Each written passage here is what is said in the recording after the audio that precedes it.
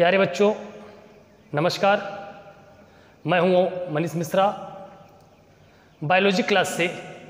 आज आपको सीबीएसई द्वारा दी गई गाइडलाइन के हिसाब से ये बताने जा रहा हूँ कि आने वाले सेशन जो वर्तमान समय में चल रहा है 2020 और 21 में कौन से प्रैक्टिकल को हटाया गया है, आपके प्रैक्टिकल कैसे होंगे।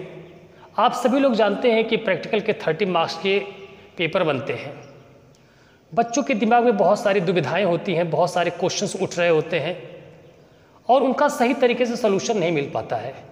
मैं आज आपके सारे कॉन्सेप्ट को दूर करने के लिए इस वीडियो को बना रहा हूं।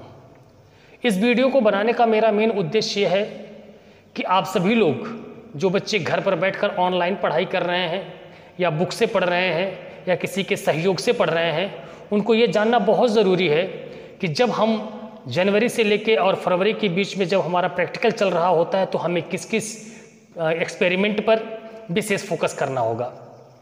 सीबीएसई बोर्ड ने पहले से ही आपके सिलेबस को 30% रिड्यूस कर दिया है, उसी क्रम में प्रैक्टिकल को भी रिड्यूस किया गया है। मैं आपको जो बताने जा रहा हूँ उस पर बहुत ध्यान दीजिएगा। ये आपके सेशन 2020 और 21 यानी सेशन 2020 एंड 21 के लिए बताया जाएगा। इस वीडियो को बनाने का मेन उद्देश्य यह है कि आप इस बात को भली भांति जान लें कि आपको किस चीज़ का प्रैक्टिकल करना है। सबसे पहली चीज़, जब आपके सामने बायोलॉजी प्रैक्टिकल का क्वेश्चन पेपर आता है तो सबसे पहले बायोलॉजी का कोड याद रखिएगा। क्लास 12 वाले बच्चे 044 ये आपके सब्जेक्ट कोड है 12th स्टैंडर्ड में। जो प्रैक्टिकल्स होते हैं 30 मार्क्स के, उस 30 मार्क्स को कैसे सेग्रीगेट किया गया है, कैसे अलग किया गया है, वो मैं बता रहा हूँ, सुनिएगा। आपके इवैल्यूएशन की जो स्कीम होती है प्रैक्टिकल के संदर्भ में, उसमें सबसे पहले आता है मेजर प्रैक्टिकल। मेजर प्रैक्टिकल होता है 5 मार्क्स का, माइनर प्रैक्टिकल होता है 4 मार्क्स का, स्लाइड प्रिपरेशन होता है 5 मार्क्स का, स्पॉटिंग होती है आपकी 7 मार्क्स की। उसके बाद प्रैक्टिकल रिकॉर्ड प्लस वाइवा ये होता है आपका 4 मार्क्स का। उसके बाद इन्वेस्टिगेटरी प्रोजेक्ट या कुछ ऐसे मॉडल्स जो आप एग्जामिनर के सामने पेश कर रहे होते हैं प्लस वाइवा ये होते हैं आपके 4 मार्क्स के।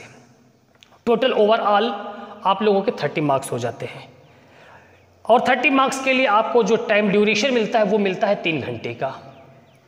उसी क्रम में मैं आपको अब ये बताने जा रहा हूँ किस किस एक्सपेरिमेंट को आपके सेशन 2020 और 21 के लिए हटाया गया है। सबसे पहले बेटा ध्यान दीजिएगा, लिस्ट ऑफ एक्सपेरिमेंट जो होती हैं उसमें टोटल जो आपको प्रैक्टिकल करने होते हैं जो आपके बुक में दिया हुआ वो है 20। सबसे पहले हम बात करते हैं स्लाइड प्रिपरेशन की। स्लाइड प्रिपरेशन ये लैब में एक होने वाली प्रक्रिया है जिसको आपको टीचर समझाएगा कि स्लाइड कैसे प्रिपेयर करते हैं। तो आपके 12th स्टैंडर्ड में 2 स्लाइड प्रिपरेशन है। पहला है prepare a temporary mount to observe pollen germination. ये पहला स्लाइड प्रिपरेशन है।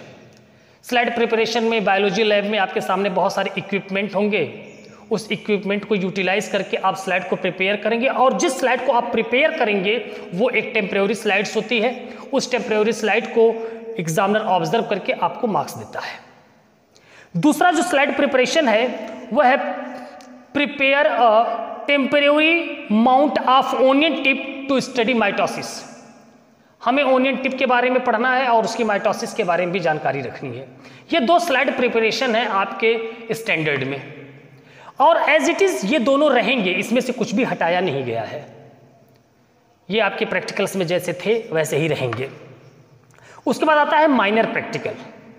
माइनर प्रैक्टिकल आपके 4 मार्क्स के होते हैं, मैंने आपको बताया था। इस माइनर प्रैक्टिकल में याद रखिएगा, study the presence of suspended particulate matter in air at two different widely differented sites.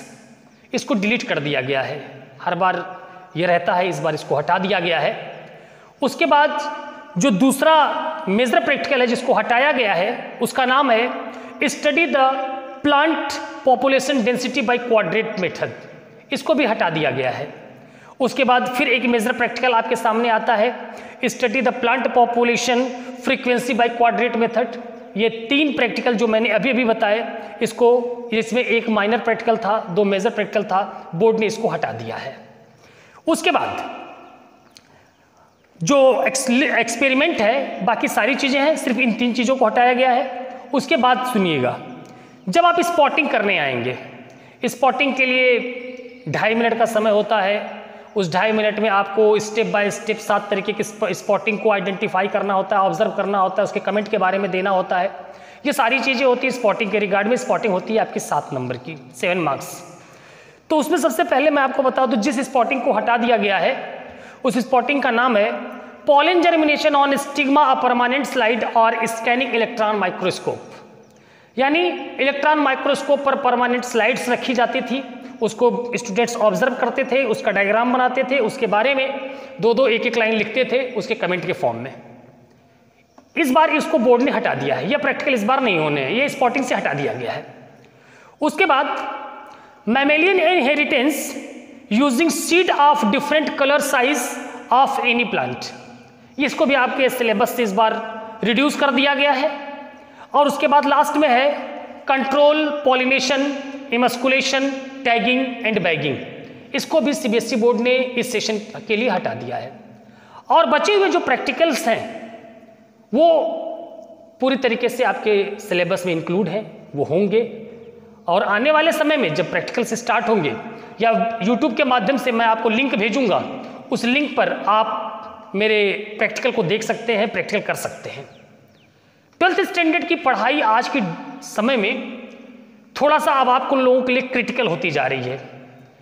जैसे इसमें जुलाई का महीना चल रहा है, जुलाई के महीने में प्रैक्टिकल्स हो जाते थे, एटलीस्ट 5-6 चैप्टर कंप्लीट हो जाते थे। लेकिन इस लॉकडाउन की वजह से बहुत सारी प्रॉब्लम्स आप लोगों के सामने फेस करने को मिली हैं, जिसमें आपका एकेडमिक बुरी तरह से सफ़र कर रहा है। फिर भी उसके वो ध्यान में रखते हुए हमारे सीबीएसई बोर्ड ने कुछ चैप्टर्स को रिड्यूस किया। इसके पहले मैंने आपको इसके पहले वाली वीडियो में भेजा था, तो ध्यान रखिएगा। अब हमें सिर्फ और सिर्फ प्रैक्टिकल की बात करनी है। अब प्रैक्टिकल का मेन टारगेट हमारा क्या होगा? इतने सारे प्रैक्टिकल्स में लैब में आपको 2 चीज़ें करवाई जाती हैं। स्लाइड प्रिपरेशन करवाया जाता है, स्लाइड कैसे बनाया जाता है।